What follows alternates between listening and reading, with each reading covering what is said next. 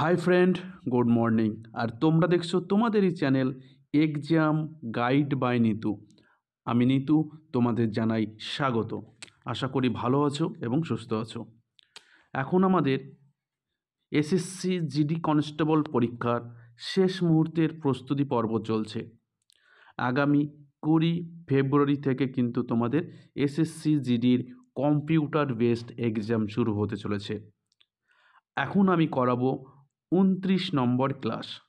এর আগে তোমাদের 28টি ক্লাস আমি করে দিয়েছি। তোমরা যারা এখনও পর্যন্ত দেখোনি অবশ্যই তোমরা দেখবে। এই প্রশ্নগুলো সম্পূর্ণ এসএসসি সিলেবাস ভিত্তিক। এসএসসি বিভিন্ন পরীক্ষায় যে ধরনের সিলেবাস মেনটেন করে সম্পূর্ণ সেই রকম সিলেবাসেই কিন্তু এই প্রশ্নগুলো তৈরি করা হয়েছে। তো বন্ধুরা, ভিডিওটা ভালো লাগলে একটু লাইক করে দেবে এবং চ্যানেলে নতুন হয়ে থাকলে অবশ্যই চ্যানেলটি সাবস্ক্রাইব করে দেবে। তো চলো শুরু করা যাক প্রশ্নগুলো। প্রথম প্রশ্ন দেখো, 2011 সালের জনগণনা অনুযায়ী ভারতের কোন কেন্দ্রশাসিত অঞ্চলে সাক্ষরতার হার সর্বনিম্ন? ভারতের কোন কেন্দ্রশাসিত অঞ্চলে সাক্ষরতার হার সর্বনিম্ন? তো সবচেয়ে বেশি কেন্দ্রশাসিত অঞ্চলে সাক্ষরতার হার বেশি কিন্তু লাক্ষাদ্বীপে। সেখানে কিন্তু মোট 92.28% কিন্তু মানুষ শিক্ষিত। আর সবচেয়ে কম কেন্দ্রশাসিত অঞ্চলে সাক্ষরতার কম সবচেয়ে কেন্দ্রশাসিত অঞ্চল হলো দাদরা ও নগর হাভেলি। দাদরা এবং নগর হাভেলিতে কিন্তু সাক্ষরতার হার সর্বনিম্ন। সেখানে সাক্ষরতার হার 77.65%। এটা কোথায়? দাদরা ও নগর হাভেলিতে। আর সবচেয়ে বেশি সাক্ষরতার হার কেন্দ্রশাসিত অঞ্চল লাক্ষাদ্বীপ। সেখানে কিন্তু 92.28%। এবার যদি দেখি এবং ভারতের কিন্তু সাক্ষরতার হার 74.04% কিন্তু টোটাল ভারতের সাক্ষরতার হার। সেখানে পুরুষদের সাক্ষরতার হার 82.14% এবং মহিলাদের কিন্তু সাক্ষরতার হার 65.46%। ঠিক আছে। আর যদি আমরা রাজ্য বলি, রাজ্যে কিন্তু কেরালার সাক্ষরতার হার সবচেয়ে বেশি এবং বিহারের সাক্ষরতার সবচেয়ে কম। তো অবশ্যই যারা আগামী 20 ফেব্রুয়ারি তোমাদের পরীক্ষা, আর পরীক্ষার পরে অবশ্যই আমাকে প্রশ্নগুলো কমেন্ট করে জানাবে, তাহলে কিন্তু আমি সলভ করে দেওয়ার চেষ্টা করব। পরবর্তী প্রশ্ন, কোন নদীকে বাংলার দুঃখ বলা হয়? কোন নদীকে বাংলার দুঃখ বলা হয়? তো দামোদর নদীকে কিন্তু বাংলার দুঃখ বলা হয়। দামোদর নদী কোথা থেকে উৎপত্তি লাভ করেছে? তো দামোদর নদী ছোটনাগপুর মালভূমির খামারপাত পাহাড়, ছোটনাগপুর মালভূমির খামারপাত পাহাড় থেকে, ঠিক আছে, খামারপাত পাহাড় থেকে কিন্তু দামোদর নদী উৎপত্তি লাভ করেছে এবং এটা পতিত লাভ করেছে হলদি নদীতে। হলদি নদীতে কিন্তু গিয়ে মিশেছে। উলুবেরিয়ার কাছে হলদি নদীতে কিন্তু হুগলি নদীতে মিশেছে। উলুবেরিয়ার কাছে হুগলি নদীতে কিন্তু এই দামোদর নদী মিশেছে। আর উৎপত্তি লাভ করেছে ছোটনাগপুর অঞ্চলের খামারপাত শৃঙ্গ থেকে। খামারপাত পাহাড় থেকে কিন্তু দামোদর নদীর উৎপত্তি লাভ করেছে। আর আমরা যদি বিহারের দুঃখ দেখি, বিহারের দুঃখ কিন্তু কোশি। ঠিক আছে, চলো নেক্সট। ঐতিহাসিকরা কাকে দাক্ষিণাত্যের আকবর বলে আখ্যা দিয়েছিলেন? কোন সম্রাটকে দাক্ষিণাত্যের আকবর বলে আখ্যা দিয়েছিলেন ঐতিহাসিকরা? তো ফিরোজ শাহকে কিন্তু দাক্ষিণাত্যের আকবর বলে আখ্যায়িত করেছিল ঐতিহাসিকরা। মোহাম্মদ বিন তুগলককে বলা হতো পাগলা রাজা বলা হতো মোহাম্মদ বিন তুগলককে। কুতুবউদ্দিন আইবক কি বলা হতো? Lux box. কুতুবউদ্দিন আইবককে কি বলা হতো? লাক্স বক্স বলা হতো কিন্তু কুতুবউদ্দিন আইবককে। আর ফিরোজ শাহকে বলা হতো দাক্ষিণাত্যের আকবর, মোহাম্মদ বিন তুগলককে বলা হতো পাগলা রাজা। চলো নেক্সট। অটল ভূজল যোজনা, যা একটি ভৌমজল ব্যবস্থার মাধ্যমে জল সংরক্ষণ পদ্ধতি, এই যোজনাটি কোন বছর শুরু হয়েছিল? অটল ভূজল যোজনা তো এই প্রকল্পটি কিন্তু 2019 সালে শুরু হয়েছিল। অটল ভূজল যোজনা এটি 2019 সালে শুরু হয়েছিল। চলো নেক্সট প্রশ্ন। তো বন্ধুরা একটু লাইক করে দেবে। তোমাদের একটা লাইক আমাকে অনেক অনুপ্রাণিত করে ভিডিও করতে। তো অবশ্যই একটু লাইক করে দেবে। আমার সতত ব্যস্ততার মাঝেও কিন্তু তোমাদের পরীক্ষার কথা ভেবে কিন্তু আমি ভিডিও করি। বলেছে দেখো, অলিম্পিক গেমসে প্রথম ভারতীয় হিসাবে কে ব্যাডমিন্টনে পদক পেয়েছিলেন? দেখো এখানে সর্বোপরি প্রথম, এখানে ব্রোঞ্জ বা রূপো কোনোটাই বলেনি, বলেছে প্রথম ভারতীয় হিসাবে ব্যাডমিন্টন পদক কে পেয়েছিল, প্রথম ভারতীয়। দেখো এখানে কিন্তু সাইনা নেহওয়াল 2012 অলিম্পিকে কিন্তু কি পেয়েছিলেন? ব্রোঞ্জ পদক কিন্তু পেয়েছিলেন। 2012-তে কোথায় হয়েছিল? লন্ডন অলিম্পিকে কিন্তু সাইনা নেহওয়াল ব্রোঞ্জ পদক পেয়েছে। আর পিভি সিন্ধু কিন্তু প্রথম ভারতীয় হিসেবে কিন্তু 2016 রিও অলিম্পিকে কিন্তু রূপো পেয়েছিলেন। যদি রূপো বলতো তাহলে কিন্তু পিভি সিন্ধু হতো, কিন্তু বলে পদক, তো পদক হলে কিন্তু সাইনা নেহওয়াল কিন্তু ব্রোঞ্জ পদক পেয়েছিলেন 2012 লন্ডন অলিম্পিকে। পরবর্তী প্রশ্ন, ভারতীয় সংবিধানের কোন তফসিলে দলত্যাগ বিরোধী বিধান আলোচনা করা আছে? তো ভারতীয় সংবিধানে টোটাল 12টি তফসিল রয়েছে।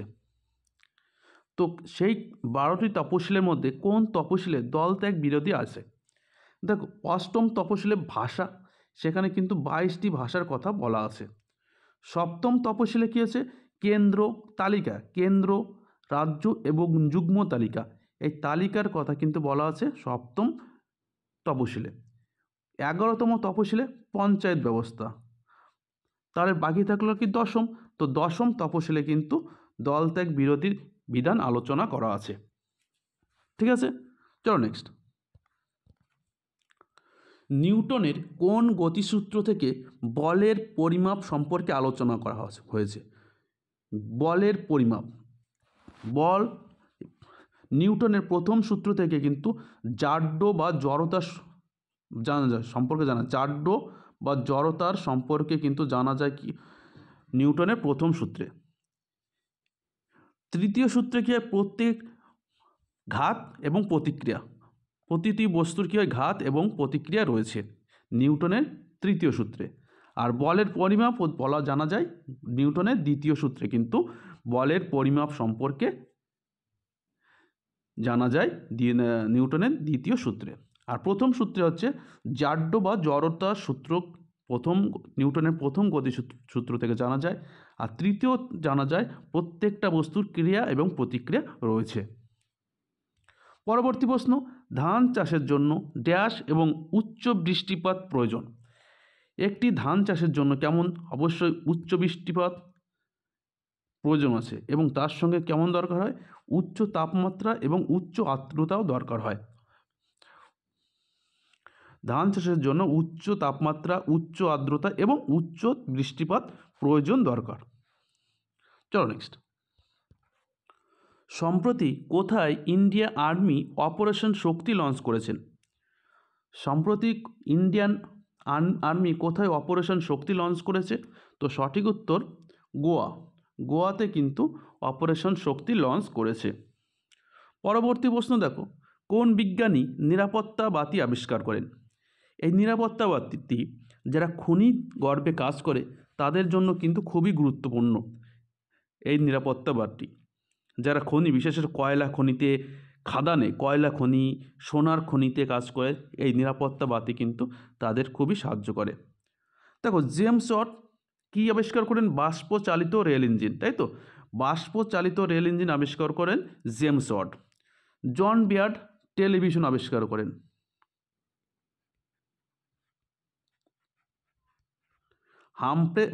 হামফ্রে ডেভি কি আবিষ্কার করেন? নিরাপত্তা বাতি। হামফ্রে ডেভি আবিষ্কার করেন নিরাপত্তা বাতি। আর মার্কনি আবিষ্কার করেন রেডিও। দেখো আমি কিন্তু প্রতিটা প্রশ্নের কিন্তু ডিটেলস আলোচনা করেছি। তাহলে বিজ্ঞানী হামফ্রে ডেভি নিরাপত্তা বাতি আবিষ্কার করেন। জেমস ওয়াট আবিষ্কার করেন কে? বাষ্প চালিত rail engine. Humphry Davy television এবং মার্কনি কিন্তু রেডিও আবিষ্কার করেন। চলো নেক্সট। কাকে ভূমধ্য সাগরের চাবি বলা হয়?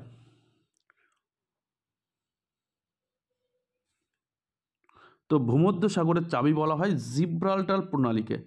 জিব্রাল্টার প্রণালীকে কিন্তু ভূমধ্য সাগরের চাবি বলা হয়। এই ভূমধ্য সাগরে কিন্তু এলাকায় কিন্তু পৃথিবীর রুটির ঝুড়ি বলা হয়। এখানে কিন্তু প্রচুর পরিমাণে কিন্তু আঙুর উৎপন্ন হয়, আঙুর।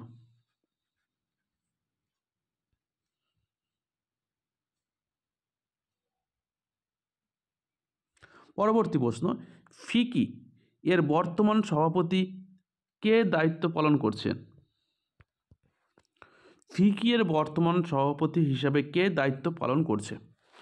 দেখো আমরা যদি ফিকি একটু দেখি, ফিকি যার সম্পূর্ণ নাম federation of Indian chamber of commerce industry, federation of Indian chamber of commerce and industry, এটি 1927 সালে প্রতিষ্ঠিত হয়েছিল, যার সদর দপ্তর নতুন দিল্লি।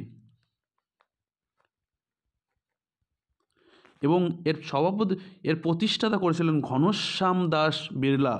ঘনশ্যাম দাস বিড়লা, ঠিক আছে, ঘনশ্যাম দাস বিড়লা কিন্তু এই ফিকি প্রতিষ্ঠা করেছিলেন। তো এই ফিকির বর্তমান সভাপতিকে ডক্টর অনিশ শাহ। ডক্টর অনিশ শাহ ফিকির বর্তমান সভাপতি। পরবর্তী প্রশ্ন, নিম্নলিখিত বাংলার কোন গভর্নর জেনারেল সতীদাহ প্রথা অবৈধ ঘোষণা করেছিলেন? সতীদাহ প্রথা, যেটি মৃত স্বামীর উপর কিন্তু জীবিত স্ত্রীকে কিন্তু জ্বালানো হতো। এই যে প্রথাটা কিন্তু এই রাজা রামমোহন রায় এর সহযোগিতায় লর্ড ডাফরিন কিন্তু অবৈধ ঘোষণা করেছিলেন। এটা 1828 সালে কিন্তু এই অবৈধ ঘোষণা করেছিলেন। তো এছাড়াও যদি দেখি লর্ড ডাফরিন, যার আমলে 1885 সালে কিন্তু ভারতীয় জাতীয় কংগ্রেস কিন্তু প্রতিষ্ঠিত হয়েছিল। লর্ড ডালহৌসি কিন্তু ভারতের রেলওয়ের জনক বলা হয়। 1853 সালে এই লর্ড ডালহৌসির আমলে কিন্তু ভারতের প্রথম রেলওয়ে চলাচল করেছিল মুম্বাই থেকে থানে পর্যন্ত। এছাড়া লর্ড ডালহৌসি বিদ্যাসাগরকে সহযোগিতায় কিন্তু তিনি হিন্দু বিধবা বিবাহ চালু করেছিলেন, কে? লর্ড ডালহৌসি। আর লর্ড ক্যানিংয়ের আমলে কী হয়েছিল? সিপাহি বিদ্রোহ হয়েছিল। চলো next. Last man of tower উপন্যাসটি কে রচনা করেছিলেন? তো লাস্ট ম্যান অফ টাওয়ার কিন্তু রচনা করেছিলেন অরবিন্দ আদিগা। এছাড়া কিন্তু হোয়াইট টাইগারও কিন্তু এই অরবিন্দ আদিগা কিন্তু লিখেছিলেন। পরবর্তী প্রশ্ন, গাঙ্গোর লোকনৃত্যটি ভারতের কোন রাজ্যের লোকনৃত্য? গাঙ্গোর। তো গাঙ্গোর লোকনৃত্য কিন্তু ভারতের রাজস্থানের একটি লোকনৃত্য। এছাড়াও যদি দেখি রাজস্থানের লোকনৃত্য হচ্ছে ঘুমর, কালবেলিয়া, ঠিক আছে, সব বিভিন্ন লোকনৃত্য কিন্তু রাজস্থানের কিন্তু লোকনৃত্য। পরবর্তী প্রশ্ন, শিল্পের একচেটিয়া নিয়ন্ত্রণ ও প্রতিরোধ আইন এমআরটিপি আইন কবে পাশ হয়েছিল? শিল্পের একচেটিয়া নিয়ন্ত্রণ ও প্রতিরোধ আইন এমআরটিপি আইন কবে পাশ হয়েছিল? তো এটি কিন্তু 1969 সালে পাশ হয়েছিল এবং কার্যকরী শুরু হয়েছিল কিন্তু 1970 সাল থেকে। 1970 সালে কিন্তু এটা কার্যকর শুরু হয়েছিল। পরবর্তী প্রশ্ন, পর্যায় সারণীতে কত নং সারণীতে আয়োডিন রয়েছে, যার সংকেত আয়োডিনের আই? তো সঠিক উত্তর 17 নং শ্রেণী, ঠিক আছে। এই 17 নং শ্রেণীতে কি থাকে? 17 নং শ্রেণী কিন্তু হ্যালোজেন মৌল থাকে। হ্যালোজেন মৌলগুলো থাকে কি 17 নং সারণীতে। এছাড়া 18 নং সারণীতে কি নিষ্ক্রিয় মৌল বা নোবেল গ্যাস। নিষ্ক্রিয় গ্যাস বা নোবেল গ্যাস কিন্তু থাকে এই 18 নম্বর সারণীতে। 16 নম্বর সারণীতে কি থাকে? 16 নম্বর সারণীতে থাকে চ্যালকোজেন এবং 15 নম্বর সারণীতে থাকে নিক্টোজেন, ঠিক আছে। নিক্টোজেন থাকে 15 নম্বর সারণীতে, 16 নম্বর সারণীতে থাকে চ্যালকোজেন, 18 নম্বর সারণীতে থাকে নিষ্ক্রিয় মৌল বা নোবেল গ্যাস, আর 17 নম্বর সারণীতে থাকে হ্যালোজেন মৌল। পরবর্তী প্রশ্ন,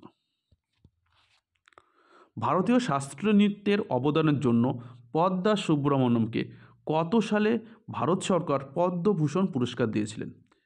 এই পদ্মা সুব্রমণ্যম যিনি ভারতনাট্যম নাচের সঙ্গে যুক্ত। ভারতনাট্যম একটি তামিলনাড়ুর শাস্ত্রীয় নৃত্য। তো তিনি 2003 সালে পদ্মভূষণ পুরস্কার পেয়েছিলেন। এই পদ্মা সুব্রমণ্যম কোন নাচের সঙ্গে যুক্ত? ভারতনাট্যম। কোন রাজ্যে এই ভারতনাট্যম নাচটি হয়? তামিলনাড়ুতে। চলো পরবর্তী প্রশ্ন, ভারতের উচ্চতম জলপ্রপাত কুঞ্চিকল, যার উচ্চতা 455 মিটার, এটি কোন নদীতে অবস্থিত? ভারতের আগে ছিল যোগ, এর আগে, ঠিক আছে, যোগ ছিল উচ্চতম জলপ্রপাত, যেটা শরাবতী নদীতে, যার উচ্চতা ছিল 255 মিটার। তো এখন কিন্তু কুঞ্চিকল কিন্তু ভারতের সর্বোচ্চ জলপ্রপাত, যার উচ্চতা 455 মিটার, যেটা বরাহি নদীতে অবস্থিত। বরাহি নদীতে কিন্তু অবস্থিত। চলো নেক্সট, নিম্নলিখিত কোনটি ভিনিগারের রাসায়নিক নাম? নিম্নলিখিত কোনটি ভিনিগারের রাসায়নিক নাম? তো সঠিক উত্তর হবে অ্যাসিটিক অ্যাসিড। অ্যাসিটিক অ্যাসিড কিন্তু ভিনিগারের রাসায়নিক নাম। তো বন্ধুরা, এই 20টি প্রশ্ন তোমাদের জন্য ছিল। আশা করি ভালো লেগেছে। ভালো লাগলে অবশ্যই একটু লাইক করে দেবে, আর চ্যানেলে নতুন হয়ে থাকলে অবশ্যই চ্যানেলটি সাবস্ক্রাইব করে দেবে। তো আবার আগামীকাল দেখা হচ্ছে তোমাদের সঙ্গে।